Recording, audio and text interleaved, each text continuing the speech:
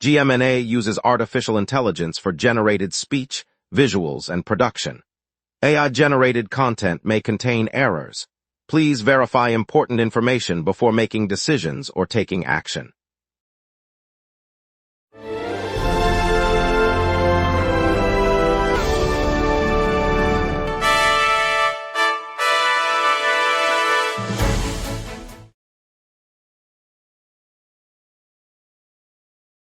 Good evening, Montreal. Tonight we'll look at why Lachines West Notre Dame Street revamp has hit a delay after 3 decades, and how Les Suprêmes are training for a 2030 Olympic debut. Expect minor traffic snarls on the bridges and a quick look at new housing for women experiencing homelessness. Over to you, Emma. The Montreal Street Food Festival opens Saturday evening on St. Laurent Boulevard, featuring more than 30 food trucks and pop-up stalls from local chefs. The event runs through 3 days, offering live music on a central stage and free family-friendly activities for each afternoon. Admission is free, and visitors can purchase a wristband for unlimited tastings, while a limited number of premium tasting tickets are sold online now. Lots to get to, let's begin. The Street Food Festival kicks off this weekend, with over 30 local vendors serving global flavors downtown. Good evening, Montreal.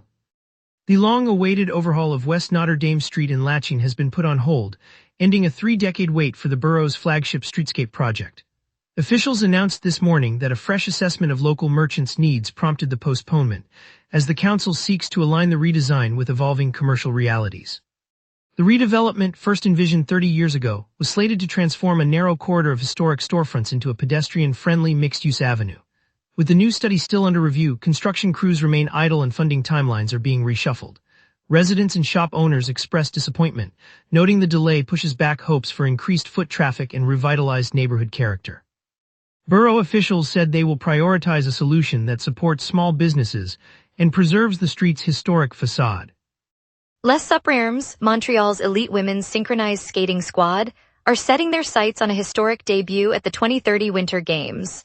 The International Olympic Committee has introduced a brand new discipline called Synchro 9, one of 16 freshly added events designed to boost gender balance across the program.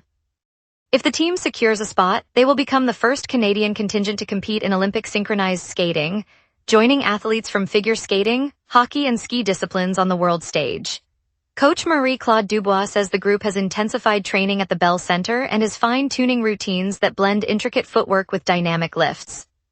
The upcoming qualification series this fall will determine which nations earn the limited slots, and the Suprêmes are confident their technical scores will meet the new standard.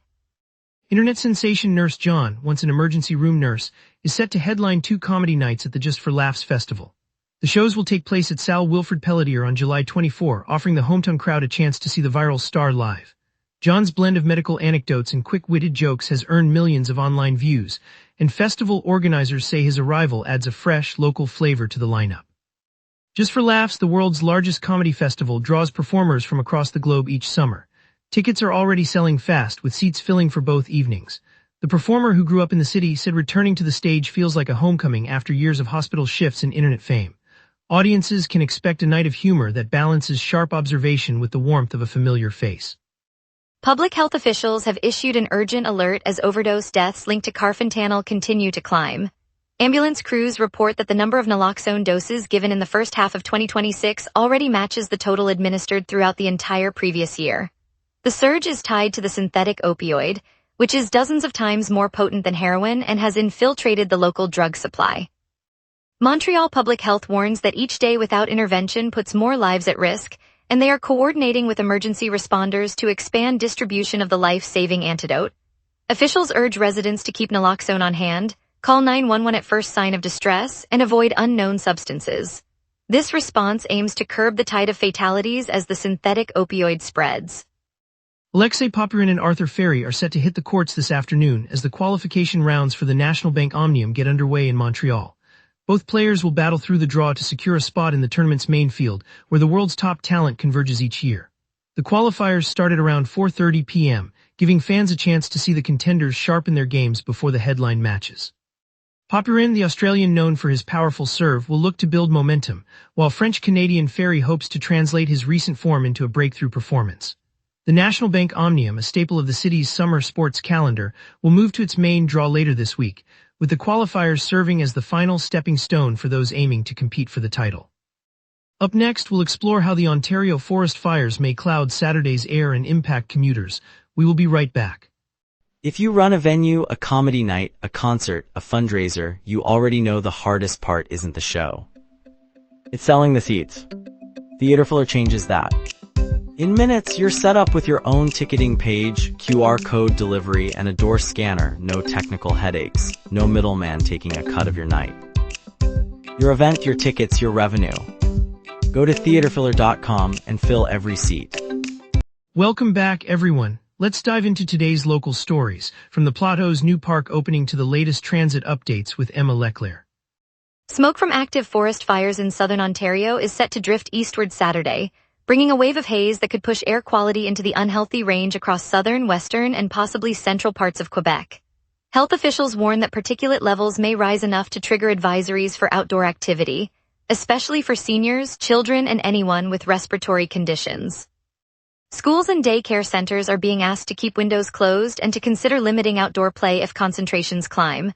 Residents are advised to monitor local forecasts and to use air purifying filters where possible. The fire smoke is expected to linger through the day, with wind patterns gradually shifting it further inland by evening. Authorities continue to track the situation and will issue updates as conditions evolve. Commuters planning to bike or walk along popular routes should factor in reduced visibility and potential irritation. The province's beloved cheesemaker is set to change hands this afternoon as a French corporation finalizes its purchase of the historic Quebec dairy. The family-run operation, which has supplied curds and blocks to neighborhood markets for generations, will become part of an international portfolio. Officials say the transition is expected to preserve existing production lines while introducing new varieties from the parent company's range. For shoppers accustomed to seeing the familiar label on their grocery shelves, the shift may mean subtle changes in packaging, but continued access to the same regional flavors. Workers at the plant have been briefed on the upcoming ownership structure, and the company assures that employment levels will remain stable throughout the integration period. Local families who rely on the brand for everyday meals can expect the product to stay on store shelves, and the new owner has pledged to keep the traditional recipes intact. Police announced yesterday they had detained 2 men, both 20 years old, in connection with a string of anti-Semitic assaults that have troubled the Jewish community in recent weeks.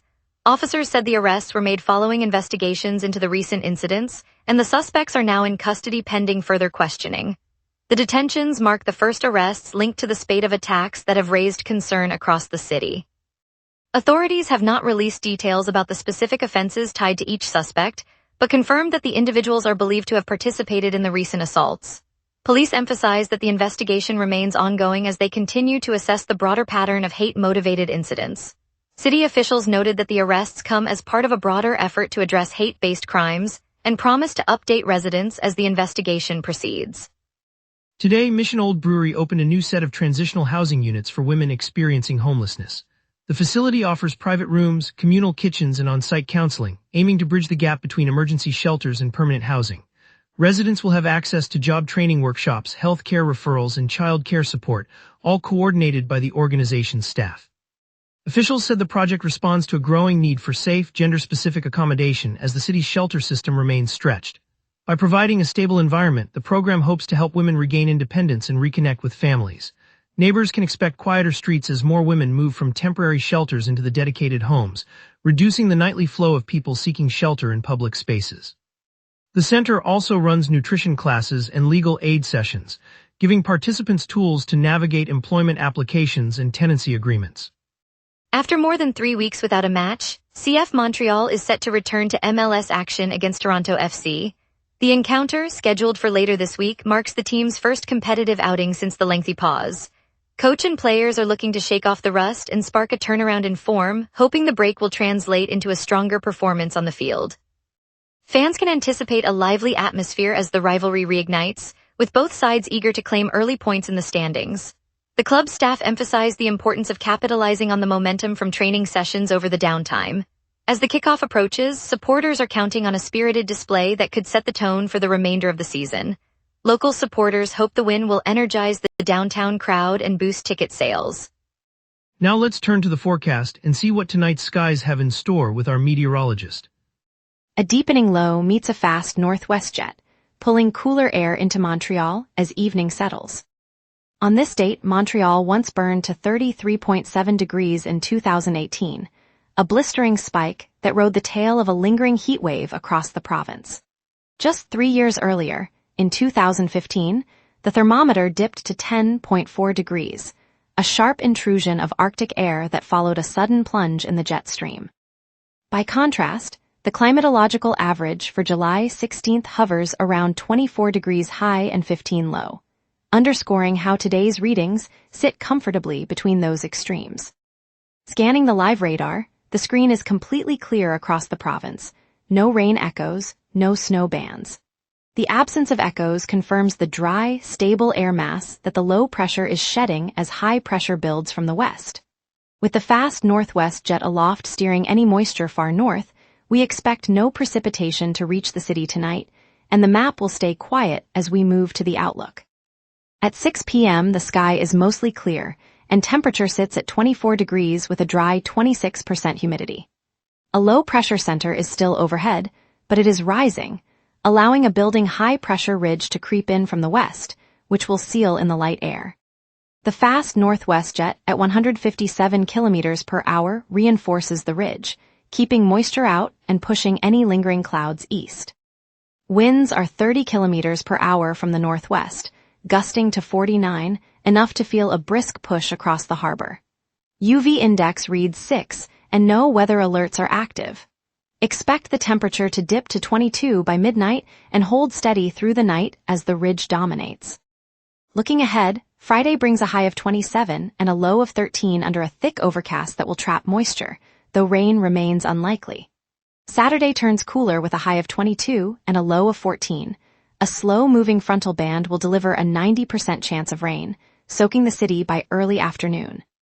Sunday clears dramatically, returning to a high of 23 and a low of 15, perfect for outdoor plans. Monday repeats the overcast trend with a high of 24 and 15 low, while the ridge still limits sunshine. Tuesday closes the stretch with a warm 25 high and an unusually high 18 low, accompanied by light rain and an 80% chance, hinting at lingering moisture before the next system arrives. And that's your weather. Remember, the local sunset is also available as a podcast. Listen anytime on iHeartRadio or wherever you get your podcasts. Later, we'll untangle Bridge Lane closures, preview CH1E3 Derm MTL and Fantasia festivals, and preview Steve's music store auction. We will be right back. If you run a venue, a comedy night, a concert, a fundraiser, you already know the hardest part isn't the show. It's selling the seats. Theaterfiller changes that. In minutes, you're set up with your own ticketing page, QR code delivery, and a door scanner. No technical headaches, no middleman taking a cut of your night. Your event, your tickets, your revenue. Go to theaterfiller.com and fill every seat. Westbound traffic on Claimant Bridge is feeling the pinch, with one lane shut for beam repairs. Drivers should expect to slow down and use the remaining lane cautiously. Eastbound commuters on Cavendish Boulevard over the overpass also face lane closures as reconstruction continues, adding a few minutes to travel times. Southbound access at the Descaries interchange is closed while crews resurface the roadway, forcing drivers onto the alternate ramps on Ottawa Route 15. Overall, there are no active accidents, so the rest of the network remains clear. Minor delays are likely to linger through the late afternoon, especially on the bridge in the two affected corridors. On the transit side, service runs as scheduled with no reported disruptions. If you're heading downtown, consider a slightly earlier departure or a different route to avoid the bottlenecks. Those bound for the South Shore may want to divert to the Champlain Bridge or the Viaduct overpass to sidestep the slowdown. Montreal's culinary scene shines at the Montreal Street Food Festival on the Quai de Horloge in the Old Port, where over 40 restaurants serve 150 street food creations, ideal for a summer bite. A short walk away, CH1E3 Derm MTL lights up Peel Basin in Griffintown, turning the waterfront into a Vietnamese night market with authentic dishes, artisan stalls, and live performances that invite you to explore a new culture. Film fans can head to Concordia University's Hall Concordia Theater for the Fantasia International Film Festival, featuring genre-bending premieres, horror thrills, and sci-fi spectacles paired with filmmaker Candace. Looking ahead, the world-renowned Just for Laughs festival runs through the Quartier des Spectacles this week, promising stand-up galas and international comedians that will keep the city laughing. Altogether, these events showcase Montreal's summer energy, offering food, film, and laughter for every neighborhood. And now here's Jason with sports. Here's the latest on Montreal's teams and the upcoming NHL season.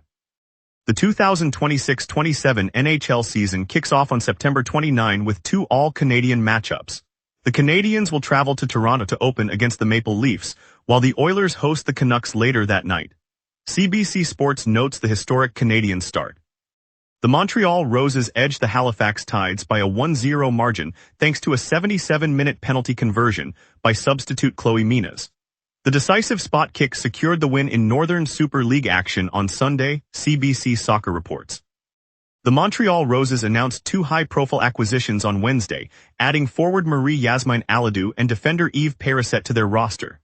Both bring international experience, the club said, aiming to strengthen the squad for the remainder of the season, CBC Soccer notes. An international sports firm has injected $30 million into the Northern Super League, the six-team Canadian women's professional soccer league now in its second season. The funding aims to support growth across clubs in Vancouver, Calgary, Halifax, Montreal, Toronto, and Ottawa, CBC Soccer reports. The Vancouver Canucks have acquired forward Brendan Gallagher from the Montreal Canadiens in exchange for future considerations, according to CBC Sports. The move adds a proven scorer to Vancouver's lineup, while Montreal looks to reshape its forward depth heading into the upcoming season. Steve's Music Store on St. Laurent Boulevard has been a fixture of Montreal's music scene for more than 3 decades. The family-run shop, known for its selection of guitars, keyboards, and vintage amps, announced a public auction of its remaining inventory on July 22 and July 23 as it prepares to close its doors. Musicians from Mylène to the Plateau will have a rare chance to snag professional gear at steep discounts, keeping the shop's legacy alive in the hands of the next generation. The closure marks the end of an era, but the auction offers a final encore for a place that helped countless local artists find their voice. Steve's has always been more than a store, it's a community hub that shaped Montreal's sound. Stay tuned for a heartwarming look at the new transitional housing opening for homeless women in our city. We'll be right back. If you run a venue, a comedy night, a concert, a fundraiser, you already know the hardest part isn't the show. It's selling the seats. Theaterfiller changes that. In minutes, you're set up with your own ticketing page, QR code delivery, and a door scanner. No technical headaches, no middleman taking a cut of your night. Your event, your tickets, your revenue. Go to theaterfiller.com and fill every seat. Here on the east side of Isle St. Henriette, the wind off the St. Lawrence carries the hum of families strolling past a bright canvas tent. Inside, volunteers in red jackets unfurl a collection of polished helmets, faded photographs, and a gleaming replica of the iconic Red Lotus that made ZHEL Villeneuve a legend. Children press their noses to the glass case, where a miniature track winds around a model of the Sir KWE ZHEL Villeneuve, while an elderly couple, both longtime fans, share a quiet laugh recalling the roar of the 1979 Grand Prix they watched on a black and white television. The exhibition, Salut ZHEL, A History of Speed in Montreal, will stay open for 2 years, inviting every generation to feel the rush of a driver who raced with heart as fierce as the city's own spirit. As the sun dips behind the park's trees, a young girl lifts a replica steering wheel, her eyes shining with the same daring that once lit the streets of Montreal. It's a reminder that passion, like the river that runs beside us, never stops moving forward. On a crisp Saturday morning on St. Laurent Boulevard, the line at the corner grocery hums with chatter as families refill their fridges. At the checkout, a mother of 3 watches the total dip when the clerk rings up fresh berries, a loaf of whole grain bread, and a bottle of gentle shampoo, items now exempt from the provincial sales tax. Across the aisle, a teenage boy grins as he adds a tube of toothpaste, relieved that the extra cost has vanished. The province's decision to remove the sales tax on a list of essential foods and personal care products translates into immediate savings for shoppers, especially for those on tight budgets. For many, that few dollars less per basket means a little more room for a weekend treat or a saved evening at home. Emma Leclerc, so what will you do with the extra change in your cart? She asks, echoing the thought that's already buzzing through the aisles. It's a modest policy shift, but for Montreal households, it feels like a warm invitation to breathe a little easier. Thank you, Montreal, for joining us on the local sunset. Tonight's highlight was the Les Supremes gearing up for a 2030 Olympic debut, a proud moment for our city's athletes. We appreciate your support and look forward to bringing you more stories tomorrow. See you then.